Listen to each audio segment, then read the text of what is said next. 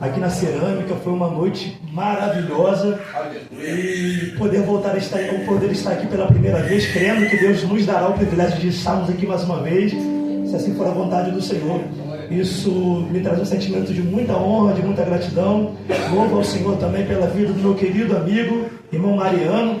Eu falei para ele que eu teria um pouco de dificuldade de chegar no horário acordado, irmãos, porque eu trabalho lá em Maria Paula, ali próximo do Rio do Ouro, e o trânsito para vir para cá é complicadíssimo, né?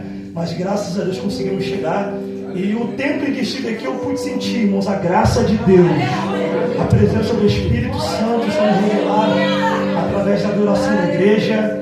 E creio que nós iremos viver experiências extraordinárias ao longo desses próximos dias, em que estaremos celebrando o congresso desta igreja. Amém? Eu gostaria de convidar os irmãos à leitura do texto do capítulo de número 2 de Atos dos Apóstolos, que é o tema desta festividade.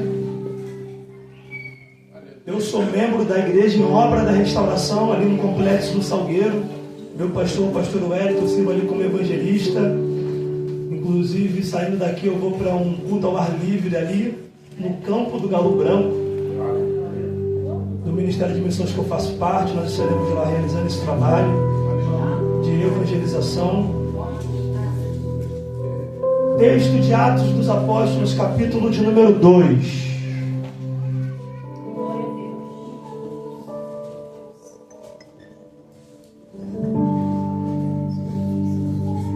Quero também saudar os obreiros aqui do altar e terem a humildade de se assentar para ouvir um menino nessa noite. Quem encontra, diga amém. Assim nos diz a palavra do Senhor. E ao completar-se o dia de Pentecostes, estavam todos reunidos num só lugar. De repente veio do céu um barulho semelhante a um vento, soprando muito forte. E esse som tomou conta de toda a casa onde estavam assentados.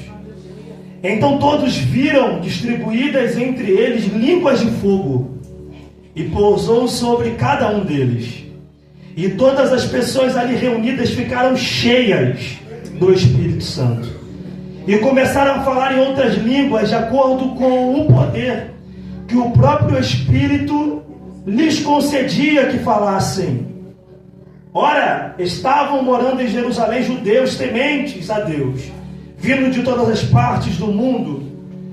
E ao ouvirem aquele estrondo, ajuntou-se um grande número de pessoas, e ficaram maravilhados, pois cada um ouvia falar em sua própria língua. Perplexos e admirados, comentavam uns aos outros: porventura não são galileus todos esses que estão falando? Como estão então cada um de nós os ouve falar em nossa própria língua materna? Amém? Amém. Podeis tomar o assento.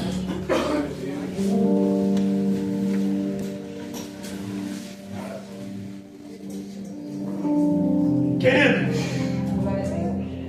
durante o desdobramento dessas 2 últimas semanas, eu estive debruçado sobre o altar da oração, e é sempre costume fazer isso, não só pela oportunidade de ministrar, mas eu sempre costumo dizer de que o mensageiro não ora para receber somente a mensagem, ele ora para preparar o mensageiro, porque se o mensageiro não estiver dentro da adequação da vontade de Deus, de nada serve a inspiração que ele recebe. E durante essas 2 últimas semanas eu estive refletindo sobre esse texto, que gosto muito. O Espírito de Deus ministrou ao meu coração uma palavra, e eu quero compartilhar com os irmãos nessa noite. Se vocês ainda querem ouvir, diga amém. Amém. Pois bem, irmãos, o livro de Atos dos Apóstolos vai ser marcado, como por exemplo no capítulo 2, o cumprimento de uma promessa que fora dirigida ao povo de Israel há muitos anos atrás, lá no texto de Joel, capítulo 2, versículo 28. Quando Joel, inspirado por uma legitimidade profética, declarou aos ouvidos do povo de que chegaria um tempo em que Deus derramaria do seu Espírito sobre toda a carne. Aleluia. E o cumprimento dessa promessa se dá justamente após o maior acontecimento da história da humanidade. Porque o capítulo 1 vai nos mostrar um Cristo agora ressuscitado. Aleluia. É interessante nós observarmos de que Cristo ficou um período de aproximadamente 40 dias após a sua ressurreição. E durante esse período ele se dedicou a dar as suas últimas instruções aos seus discípulos acerca de como eles deveriam dar continuidade à pregação do Evangelho. Afinal de contas, a história do cristianismo não terminou na cruz. A história do cristianismo não revelou um fracasso na crucificação de Cristo. Eu falo isso porque eu já vi alguns pregadores dizer, inclusive eu, na minha ignorância, durante a minha adolescência, dizer que enquanto Cristo caminhava numa via dolorosa, carregando sobre si os nossos pecados, o inferno celebrava uma festa lá, como se a cada passo que Cristo dava em direção ao Gólgota representasse o fracasso na história do Evangelho. Muito pelo contrário, a cada passo que Cristo dava em direção ao altar do sacrifício, ele lembrava das nossas vidas aqui nesta noite. Eu sabia perfeitamente que sem sangue derramado nós não teremos o privilégio da salvação. Até porque antes do sacrifício de Cristo nós éramos considerados inimigos de Deus. E não sou eu quem digo, é Paulo quem escreve a igreja aos Colossenses, quando ele diz no primeiro capítulo, dizendo que nós éramos considerados um povo estranho, inimigos de Deus, e a nossa inimizade era provocada pelos nossos pecados contínuos, que eram praticados sem arrependimento das nossas transgressões. Aleluia. E a nossa vida estava determinada a sermos condenados no inferno. Mas a graça de Deus, que é um favor imerecido, foi revelado no sacrifício de Jesus. Talvez você não sabe, mas eu quero compartilhar contigo isso. A palavra homem no hebraico é Adam, que descende da interpretação bíblica, aquele que é tirado da terra, do pó, ou aquele que é formado do pó vermelho. E no grego é antropo. Isso aqui é importante, eu quero que você dê a sua atenção para entender. Existe um processo de construção de palavras na língua portuguesa que é chamado de justaposição. O que é isso, pregador? É quando você pega palavras com sentidos diferentes e a partir do momento em que você provoca uma junção, elas assumem um só significado. Exemplo, a palavra girassol. Se você a decompõe, você encontra o verbo no infinitivo girar e o substantivo masculino sol, girassol. Mas quando você provoca a junção, elas assumem um só significado. A palavra antropo, quando você a decompõe e interpreta para o português, do grego para o português, você encontra uma frase. E a frase significa literalmente aquele que tem a cabeça elevada, aquele que olha para o seu Criador. Então Deus cria um homem unicamente, exclusivamente, para que a sua intimidade fosse preservada na verticalidade, olhando para o alto. Então Deus criou um homem e deu a ele o privilégio de desfrutar da essência divina, com o seu olhar para o alto. Só que tudo que Deus cria, o inimigo tenta corromper o coração do homem para dar uma nova versão que Deus criou. Por exemplo, Deus criou o parâmetro perfeito da família e disse que a família é produto de uma relação entre um homem e uma mulher. O que descende dessa relação é chamado de herança do Senhor, que são os filhos, que é aquilo que perpetua a descendência da família, o nome da família.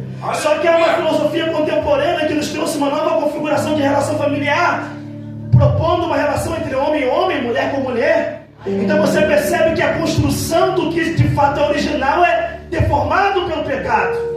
Deus criou Adão e toda a descendência que dele partisse para olhar para o alto.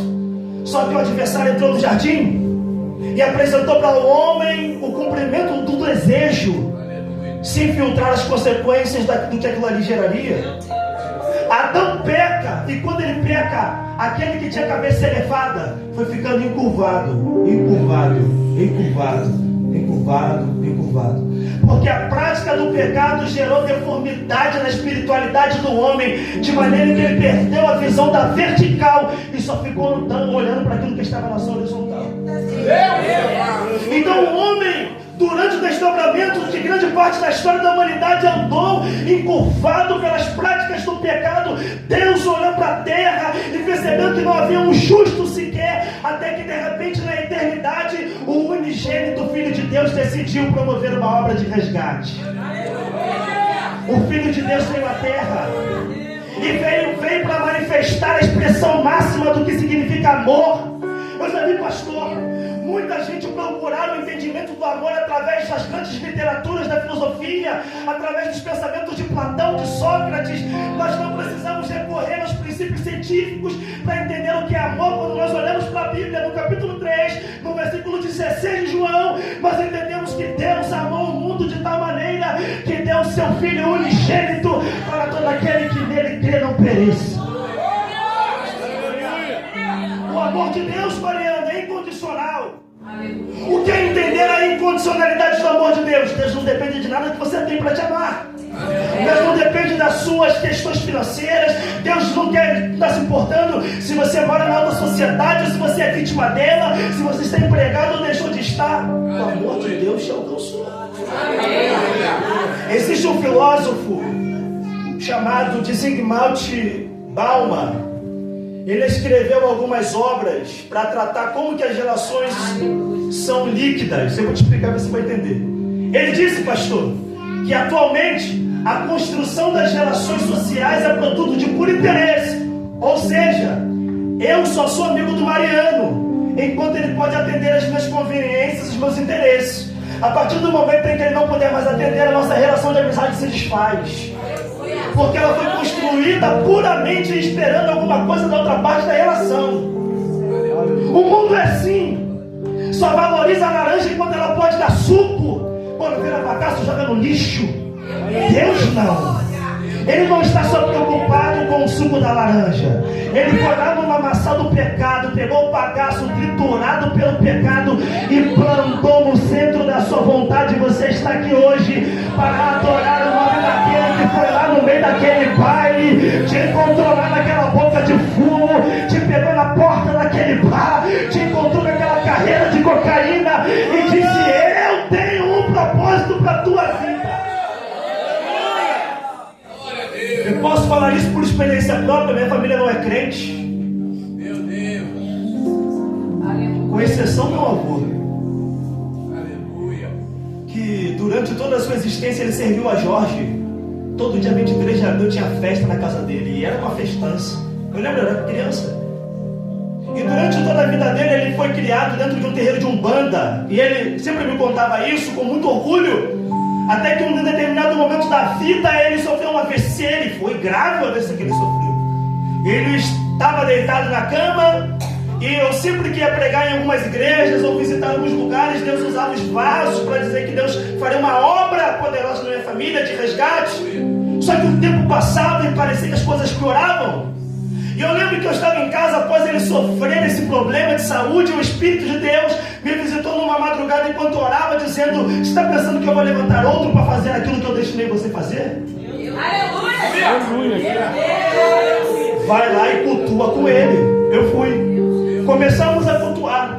Eu lembro que eu cantava alguns cânticos da harpa cristã, lia alguns textos da Bíblia e ministrava uma mensagem de 10, 15 minutos para ele.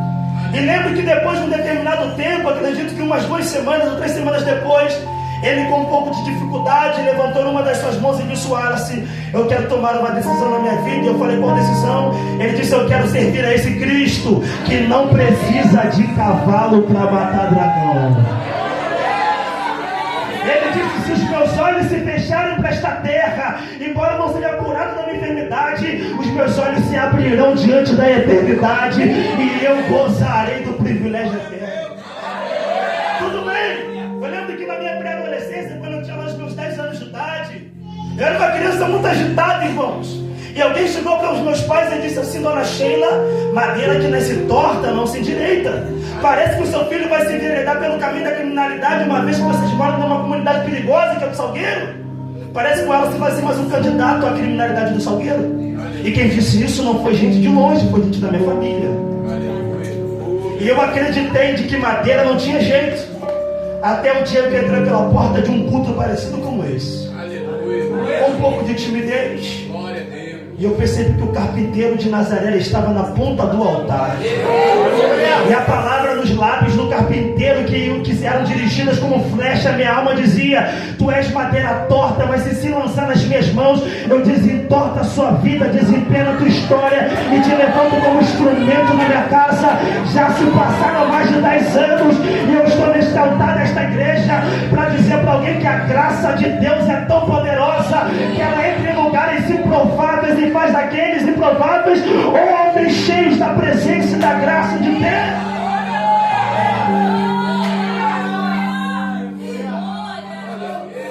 Isso é amor de Deus, isso é graça.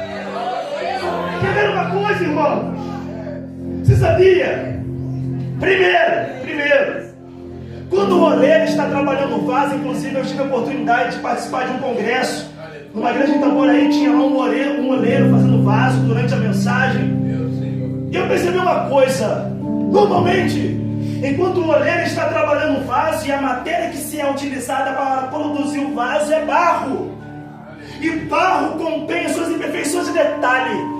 Barro não serve para nenhuma outra coisa senão servir de pavimento para a transposição de um lado para o outro. Então, barro é um lugar onde as pessoas pisam para fazer a transposição de deslocamento de um lado para o outro. Só o oleiro que consegue enxergar no barro aquilo que ninguém consegue enxergar, que é o potencial para um projeto. O oleiro consegue enxergar naquilo que para alguém é pavimento e só serve para ser pisado, o potencial para uma obra. O oleiro pega o barro, coloca sobre a roda e começa a trabalhar. Agora dobra a sua atenção. Normalmente, enquanto o oleiro está trabalhando na obra para produzir o propósito que se constitui no seu coração, a matéria caída, que é o barro, tem imperfeições, tem pedras, tem espinhos, tem pedaços de detritos, que na medida em que o oleiro vai trabalhando, as imperfeições vão ferindo as mãos do oleiro. E o sangue do oleiro vai se misturando à obra. Só que o oleiro não deixa de trabalhar na obra em função da dor que a imperfeição da matéria está produzindo em suas mãos. Ele continua trabalhando e o sangue vai se misturando. Pregador, onde você quer chegar? Já cheguei. Eu olho para o altar do sacrifício, onde foi protagonizado a maior expressão de amor, como uma grande olaria. Deus pegou aquilo que estava caído, colocou sobre a roda, enquanto as nossas imperfeições feriam as mãos do oleiro, o sangue do oleiro se misturava à obra. É por isso que você não consegue se afugentar dos propósitos de Deus para a sua vida, porque o DNA do oleiro está registrado em você. Deixa eu te contar um testemunho. Quem quer ouvir, diga amém? Amém. Esse mesmo ministério que vai realizar um culto ao ar livre daqui a poucas horas, poucos minutos,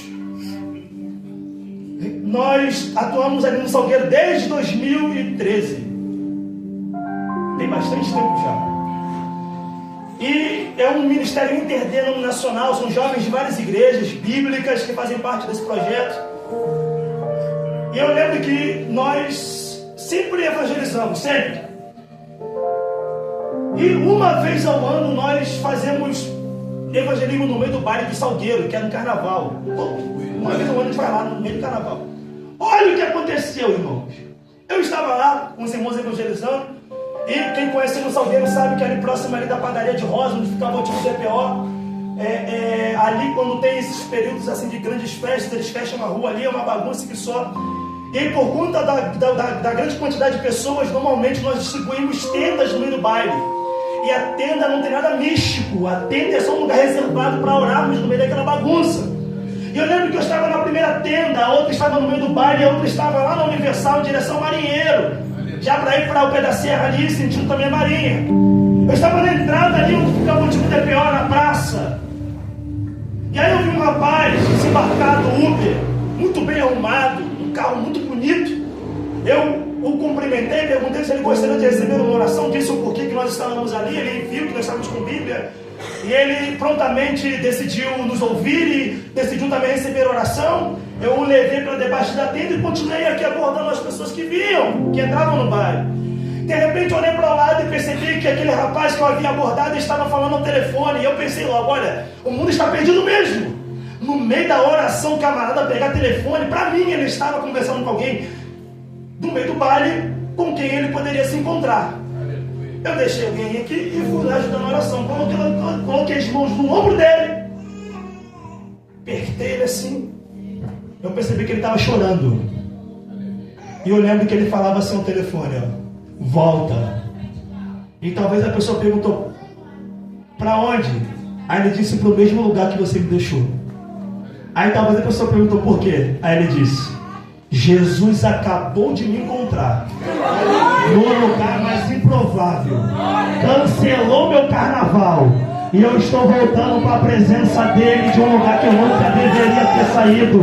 Pregador, onde você quer chegar? Já cheguei. O Espírito de Deus viu a programação da fuga. Enquanto você imaginava como seria os próximos dias da tua vida sem a presença dele, Deus viu. E por isso ele vai entrar no meio dessa agenda, vai frustrar esse caminho e vai te fazer voltar ao centro da vontade dele.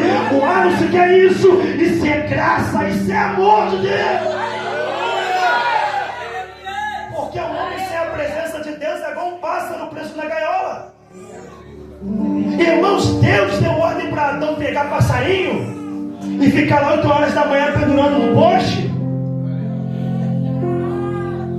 Aleluia, Jesus. Só que quando alguém aprisiona o pássaro e um coloca dentro de uma gaiola, no início eu já vi como é, o pássaro fica assustado. Só que ao passar de alguns dias, algumas semanas, aquilo que representava para o pássaro um ambiente de medo, começa a virar um ambiente de familiaridade. Porque ele começa a comer de quem o prendeu. Ele começa a beber, mas quem está dando água é quem está prendendo ele. E a vida sem a presença de Jesus é similar a um pássaro que pensa que tem paz, que tem liberdade, até canta na gaiola, mas está preso. Só que o sacrifício de Cristo não veio só para abrir a gaiola, ele quebrou a gaiola por completo, para te mostrar que a graça dele colocou uma mesa no reino. Irmãos, o Egito não te cabe mais, porque Satanás puxou uma mesa para alguém e disse: se assenta na mesa que tanto te recebeu, mas esta mesa te dá prazer, mas depois gera consequências graves na tua vida. Deus veio a esta noite para nos colocar, alguém ou todos que estão permanentemente assentados nesta mesa, com a certeza que devemos estar nela. Na verdade, todos nós já estamos, mas alguns parecem que não estão tanto. Aleluia. Tudo bem, irmãos? Eu preciso caminhar. Aleluia. Cristo ressuscita. Eu quero que você dobre a sua atenção, por favor. Aleluia. Cristo ressuscitou. A obra do resgate foi protagonizada num sacrifício ardio, doloroso, cruel de Cristo. Carregou a estaca horizontal da cruz, que não era para ele, inclusive não era polida, era cheia de ferpas. As suas costas estavam expostas à dor, e na medida em que ele caminhava na direção do Gólgota, as ferpas penetravam pelas feridas expostas em suas costas. E no meio do caminho, como se não bastasse a dor das ferpas e a dor dos açoites, as pessoas ainda cuspiam, zombavam dele, batiam nele, mas ele aguentou até o final. Eu quero saber que nós não aguentaríamos. Ressuscitou, e no último dia, no 40º dia, Cristo está no Monte das Oliveiras, um monte que há 43 dias atrás ele havia sofrido a agonia da pré-crucificação. Agora ele está glorificado. Ele está com seus discípulos, e o interesse dos discípulos era saírem pelas ruas de Jerusalém pregando o Evangelho, divulgando sobre o amor de Deus. Só que Cristo sabia como ninguém, irmãos, que ninguém desce ao reino das trevas para resgatar o pecador sem antes estar revestido de luz. Aleluia. Ninguém desce ao reino das trevas para resgatar aquele que está caído sem antes estar devidamente revestido de autoridade, de graça de Deus. Precisamos entender uma coisa: o que assusta Satanás não é uma voz bonita. O que assusta o reino das trevas não é uma oratória muito bem aprumada, não é um instrumento muito bem tocado, não é uma liderança muito bem ajeitada, não. O que assusta Satanás é um crente que vive mergulhado no altar da oração, plenamente dependente da graça de Deus. Eu já vi gente, pastor, tentar materializar a unção, não dá um glória no culto, e quando pega o microfone parece que se transforma. Não dá um glória, não expressa um cântico de adoração a Deus.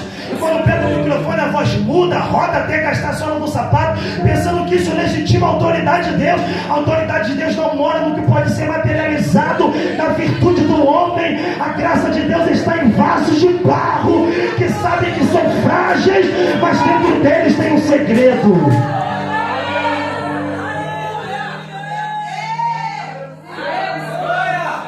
Eu não gosto de fazer isso, mas eu vou fazer. Olha para mim, está ao teu lado e diga: Deus quer te acender. Deus quer te acender. Deus quer te acender. A ciência diz que não há frio E o que denominamos frio, na verdade, é a ausência do calor. O que chamamos de frio, para a ciência, é a ausência do calor. Na mesma linha de pensamento, a ciência também diz que não existe escuridão. O que denominamos escuridão, na verdade, é ausência. Parece insignificante, mas não é.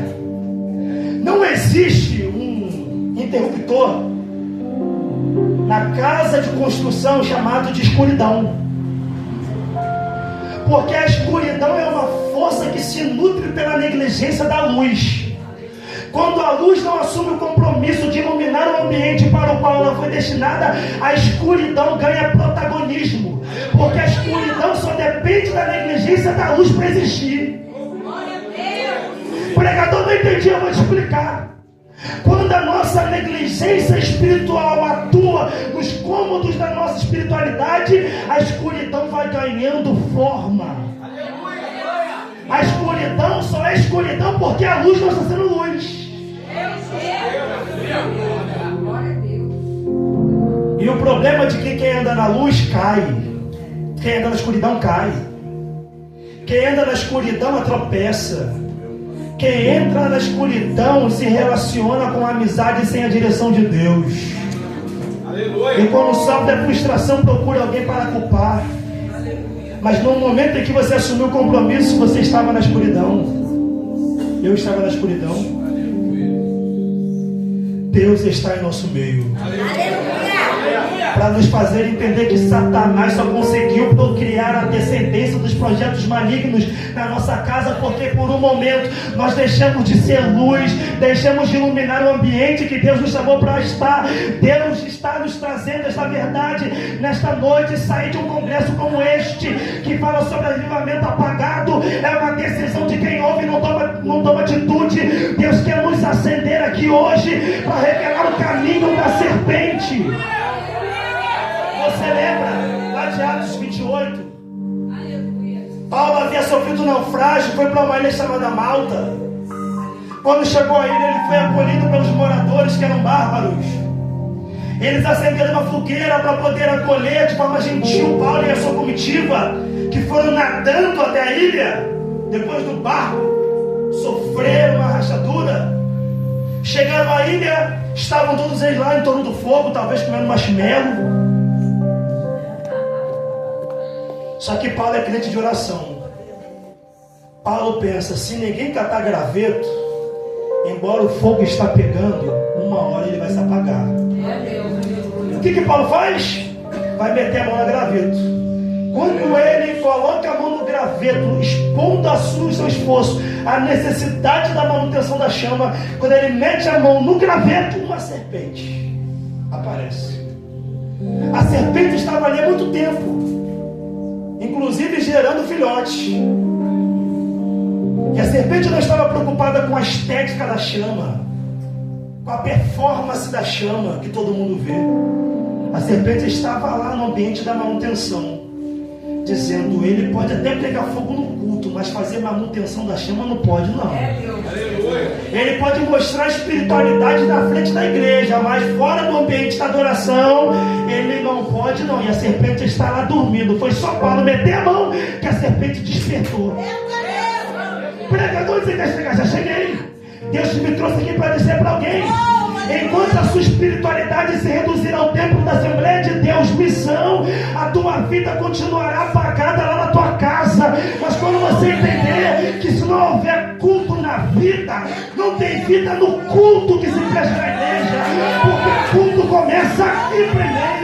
Culto não é, irmãos, uma expressão de estética, de performance, para mostrar o que sei.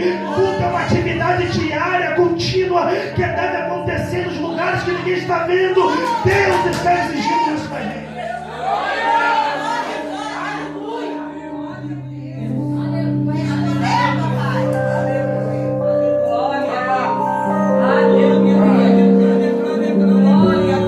Está pensando que Deus não escuta o teu culto lá na tua casa, não? Quando você está cantando aquele hino que lembra da tua adolescência, aquele hino de Cassiane, e na medida em que você vai cantando, lavando a louça, varrendo o chão, você começa a chorar. de alguém que não discerne das coisas espirituais, está olhando para as suas lágrimas, interpretando como se isso revelasse algum tipo de fracasso, quando na verdade, enquanto você ficou cultuando a Deus, o Espírito que tudo conhece visitou a tua casa, está renovando as suas forças. O que é isso? Enquanto houver culto na minha vida, haverá culto, vida no culto na igreja. Eu preciso entender que o que é mostrado aqui não começa aqui, começa aqui dentro do Deus. Eu preciso encerrar, irmãos. A igreja, Cristo subiu para os céus, se ascendeu, com a promessa de que voltaria pela boca dos anjos, e os discípulos decidiram celebrar a festa de Pentecostes. E eu quero que você me empreste 5 minutos da sua atenção. Wallace, o que é Pentecostes? É poder? Não.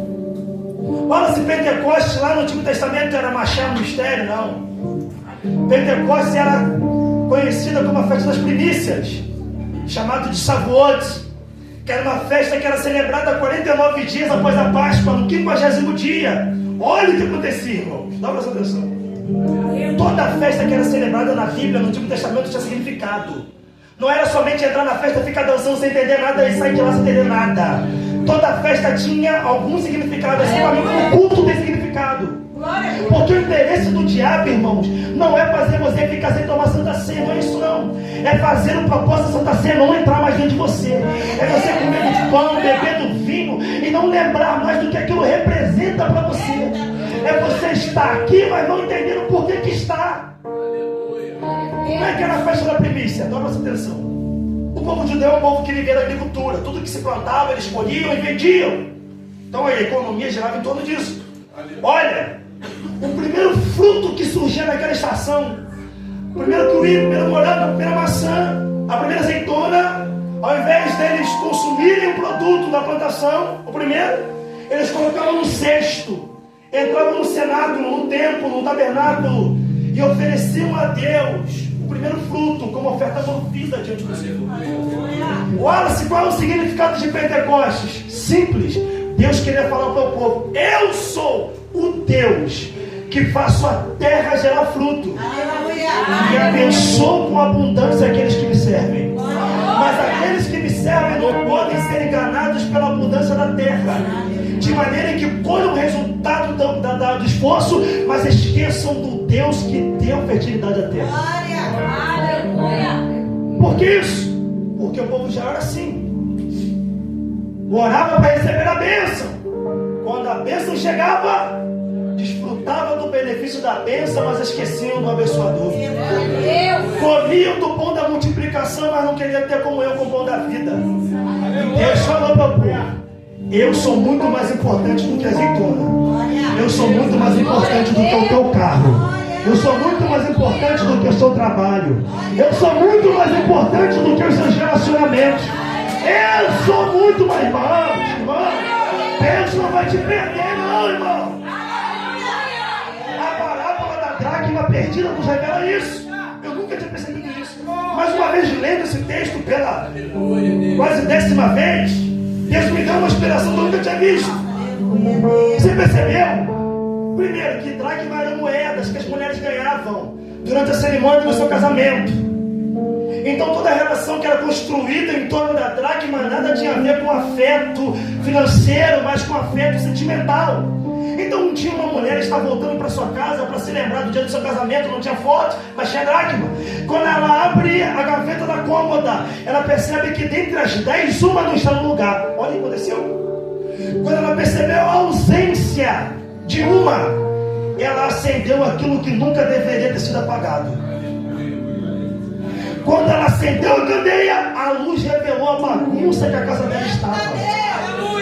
A bagunça não chegou ali naquele dia, a bagunça já estava ali há muito tempo, mas não foi percebida porque o que deveria estar aceso estava apagado, e pela negligência da luz a sujeira foi se espalhando.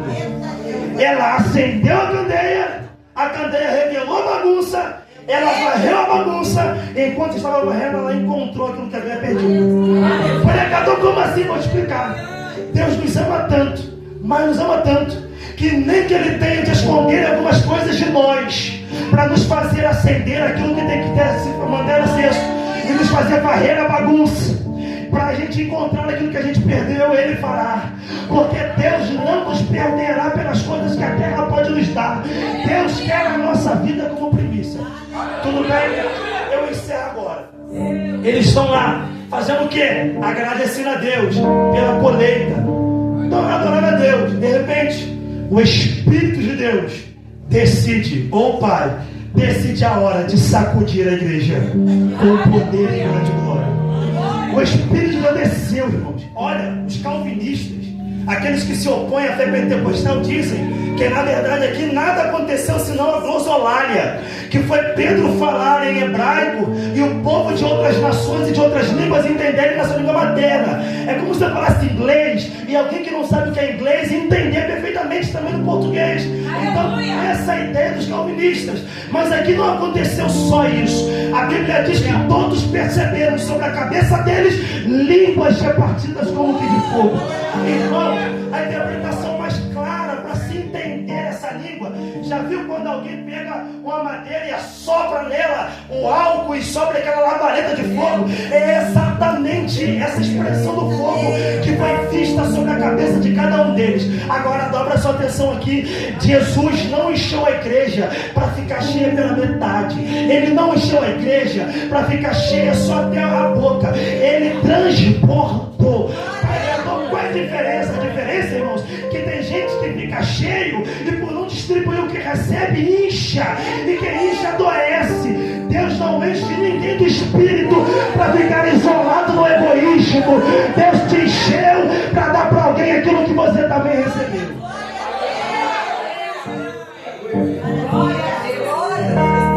A igreja de Atos não servia a Cristo fundamentado nos ensinamentos do coaching.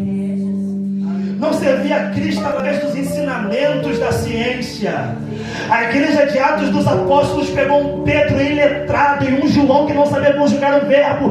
Segundo o capítulo 4 de Atos dos Apóstolos, que é quando eles curam aquele paralítico na porta do templo. No capítulo 3, no capítulo 4, quando o povo de Israel quer proibir Pedro e João de pregarem, eles ficam assustados porque olham para Pedro e João e pensam: como podem esses homens que nem conjugaram o verbo direito sabem fazerem esse milagre tão poderoso? O que é isso, Arce? Deus está à procura de corações quebrantados que se candidatem a saírem daqui transportantes da presença, da graça e do poder de Deus. Olha, irmãos, Deus não foi só Deus na sua vida, lá na sua adolescência, na sua infância. Tem gente aqui, pastor, que está se arrastando pelo vitimismo do saudosismo, lembrando de como fazia 10 anos atrás, há 20 anos atrás, e hoje está aqui frio, culpando a igreja. Não é a igreja quem mudou, nem muito menos Deus. Vamos nós quem decidimos sair debaixo da torneira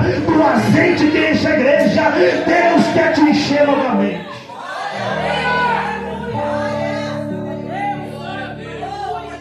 Deus quer te usar. Wallace, mas você não sabe o que eu fiz e nem quero saber. Mas o Deus que te viu é gracioso e misericordioso para te perdoar e te encher da graça dele e do poder dele novamente. Deus quer te fazer sair daqui aceso, te fazer sair daqui cheio. Eu vou contar o último testemunho. Eu encerro, irmãos, em nome de Jesus. Em nome de Jesus. Olha como Deus faz. Não sei se vocês perceberam, mas quando Jonas fugiu da missão, Jonas na Bíblia, onde ele foi dormir, irmãos? No porão, sim ou não? No navio. E a Bíblia diz claramente que ele pensou que fazendo isso iria se esconder da presença de Deus. Deus sacode o mar, e o vento não foi vento de prova, foi Deus sacudindo o barco. Os marinheiros se levantam, jogam os seus bens fora porque acham que a culpa é deles, quando na verdade o peso estava lá no porão, no negligente. Está vendo como a negligência não afeta somente você? Tudo bem. Quando eles desceram, qual foi a primeira pergunta que eles fizeram para Jonas? Jonas, que ocupação é a tua? Isso é lindo. Aleluia, Jesus. Porque todas as vezes que a nossa ocupação não estiver de acordo com a nossa vocação, Deus sempre vai levantar um vento. Todas as vezes que a nossa conduta, nosso posicionamento não estiver de acordo com a excelência do nosso chamado, não estiver andando, porque o chamado exige. Aleluia. O chamado propõe. O chamado exige. E quando a minha vida não está de acordo com a exigência da vocação, um vento vai assoprar. E esse vento não é o diabo, é o vento de Deus para te direcionar. Eu vou encerrar agora, em nome de Jesus. Eu tenho um amigo, não vou falar o nome dele, que acho que está gravando, mas tudo bem, não tem problema. Vou contar a história, os irmãos vão saber. Um dia, estávamos na casa dele comendo, lanchando depois de termos subido ao monte. A mãe dele pediu licença, se sentou à mesa e disse: Wallace, deixa eu contar um testemunho para vocês, na verdade. Olha, isso aqui eu quase não conto para ninguém. E ela começou a chorar. Ela disse: olha, quando eu era adolescente, eu era dirigente da mocidade, eu praticamente nasci na igreja. Minha mãe quase que me gerou no altar, estava orando, quando a bolsa chorou, então praticamente nasci na igreja. E tenho sempre certeza, Jesus nunca me desviei, mas um dia eu passei por algumas crises na minha fé, e a minha decisão naquele dia foi ir para o flashback do Mauá, para saber o que é o mundo, desfrutar um pouquinho do mundo. Não sabia o que era, eu ia lá, tudo bem, nem roupa para ir ela tinha. Ela teve que improvisar, foi para o Mauá. Quando eu estava na fila para comprar o ingresso, olhando para os lados, preocupado em encontrar alguém conhecido, ela esqueceu de olhar para o alto. E ela olhando para o lado, talvez pensando em que alguém do Salgueiro estaria ali vendendo uma bala, um doce. Quando ela olhou para trás, creia você ou não, mas com lágrimas nos olhos, ela disse: eu vi o Wallace, um homem todo de branco, com uma espada na cintura, revistando a fila, dizendo: não é você, não é você, não é você, não é você. Quando parou do lado dela, botou a espada no queixo dela e disse: o que você está fazendo aqui? O barulho da tua festa é diferente. Volta para casa agora e se arrepende. Ela voltou do Mauá até o Salgueiro andando a pé, com o queixo levantado, dizendo: isso é o que acontece quando alguém tenta fugir da presença de Deus. Olha, irmão, Deus quer te encher aqui, mas não é só para sentir um arrepio, não. Não é só para sentir uma sensação de leveza, não. Deus quer incendiar a tua alma, para você queimar no domingo, mas queimar também na segunda-feira, na terça-feira, na quarta-feira, no carnaval, no Natal, no meio da família. Deus quer te encher. Tu recebe essa palavra nessa noite? Deus está te chamando para orar. Eu lembro de uma madrugada, depois que fui batizado do Espírito Santo, que Deus me levantou, irmãos, eu levantei 3 horas da manhã chorando e falando línguas estranhas, correndo a casa toda de madrugada igual um maluco. De uma experiência que eu falava que só tinha doido, e Deus me encheu daquilo que eu achava que era coisa de doido, e me fez ser doido também, cheio da graça e da presença dele. Porque os mistérios de Deus, segundo a carta de Paulo, é loucura para o mundo, mas para aqueles que servem ao Senhor é poder de Deus. Que Deus nos abençoe nessa noite. Guarda essa palavra no teu coração e me desculpa pelo horário, em nome de Jesus.